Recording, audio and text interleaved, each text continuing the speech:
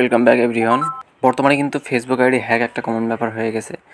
আশেপাশে আপনারা একটু লক্ষ্য করলে দেখতে পাবেন যে এর ফেসবুক আইডি হ্যাক হয়ে যাচ্ছে, ওর ফেসবুক আইডি হ্যাক হয়ে যাচ্ছে। আপনারা কিন্তু অনেকেই নক দেন, ভাই ফেসবুক আইডি হ্যাক হয়ে গেছে, ব্যাগ এনে দেন, বা ফেসবুক আইডিতে লক পড়েছে, ব্যাগ এনে দেন।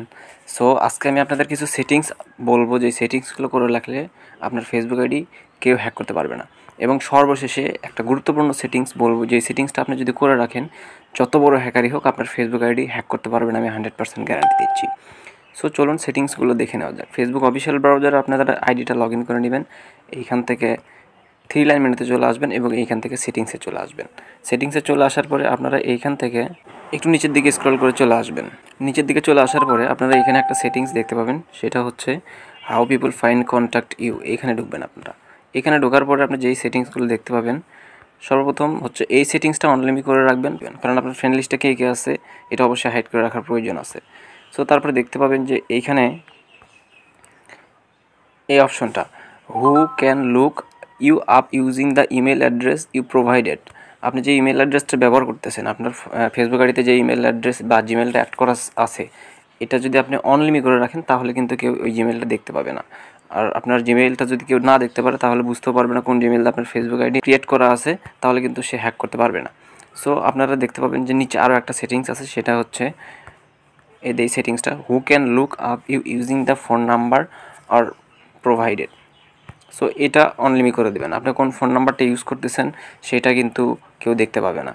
এখানে মোটামুটি এই কয়টা সেটিংস করবেন, তারপরে এখান থেকে ব্যাক চলে আসতে হবে। সো এখন আপনাদের যে সেটিংসটা করতে হবে, আপনারা এখান থেকে ফেসবুক প্রোফাইলে চলে আসবেন। ফেসবুক প্রোফাইলে চলে আসার পরে আপনারা এইখান থেকে এই যে অ্যাবাউট যে অপশনটা দেখতে পাবেন, এইখানে চলে আসবেন। এইখানে চলে আসার পরে আপনারা এইখান থেকে একদম নিচে আসবেন, সি অল অ্যাবাউট, এখানে চলে আসবেন।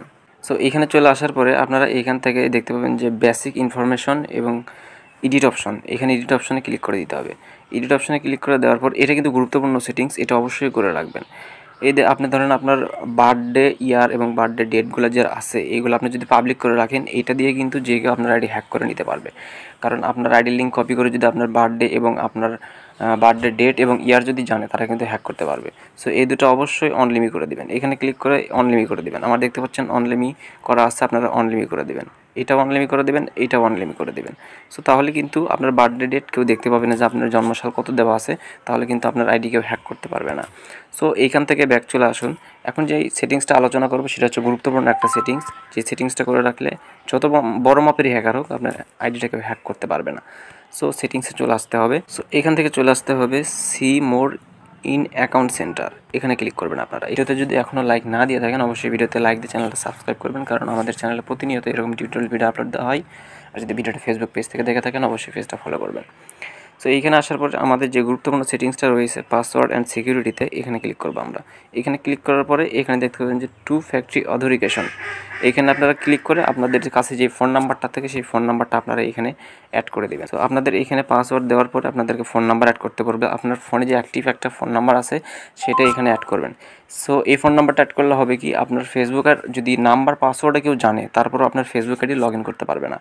সো এইখানে যদি আপনার ফোন নাম্বারটা অ্যাড করেন, অন্য কেউ যদি আপনার আইডি লগ ইন করতে যায়, সেই ক্ষেত্রে ওই ফোন নাম্বারে বা ওই সিমে কিন্তু একটা কোড যাবে, যেই কোডটা না বসানো পর্যন্ত কিন্তু সে আপনার আইডিটা লগ ইন করতে পারবে না। সো অবশ্যই এখানে আপনারা আপনাদের ফোন নাম্বার দিয়ে অ্যাড করে রাখবেন, 2 ফ্যাক্টরি অথেন্টিকেশন এটা অন করে রাখবেন, তাহলে কিন্তু আপনার আইডি কেউ হ্যাক করতে পারবে না। এবং এইখানে দেখতে পাবেন যে where we are logged in, এইখানে আপনার ফেসবুক আইডি অন্য কেউ চালাচ্ছে কি না সেটা কিন্তু এইখানে ঢুকলে আপনারা দেখতে পাবেন। সো এখানে দেখতে পাবেন আমার এতগুলো ব্রাউজারে কিন্তু ফেসবুক আইডিটা লগ ইন করা আছে।